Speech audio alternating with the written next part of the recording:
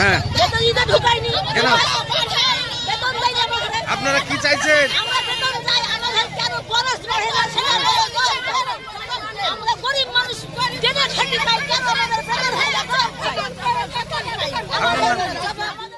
আমরা আর 4টে দিন আছে দুধার দিদির, আমাদের মাইনা এখন পর্যন্ত পাইনি আমরা।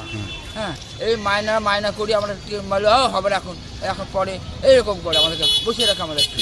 হ্যাঁ, আর এই আমাদেরকে কাজরা ডেনে আবার নন্দ হলেতে কাজ করিয়ে আমাদেরকে বেতন পাচ্ছেন। এইভাবে প্রত্যেক দোকান বাকি আছে আমাদের, বাকি কাল দিবে, দোকানে খেতে দিচ্ছে না, দোকানে খাবার দিচ্ছে না, চাল ডাল দিচ্ছে না। আজকে ওষুধের দরকার, আজ একটা ওষুধ কিনতে গেলে আজকে বসে 500 টাকা ভালো ওষুধ কিনে দেবো, এরকম হয়েছে। এরকম পা কেটে গেছে আমার, কত কষ্ট।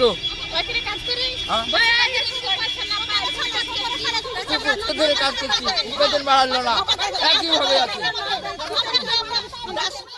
খোঁজ রাখা নেই, মাজা ভেঙে গেছে, খোঁজ রাখা নেই, খেতেও হবে না, খেতে খোঁজ রাখবে না, দায়িত্ব নাই। আমার কিছু সঠিক বেতন দিতে হবে, সঠিক বেতন না দিলে বাবারা মানবো না, মানতে হবে, দিতে হবে। আমরা বাবা শুনবো না।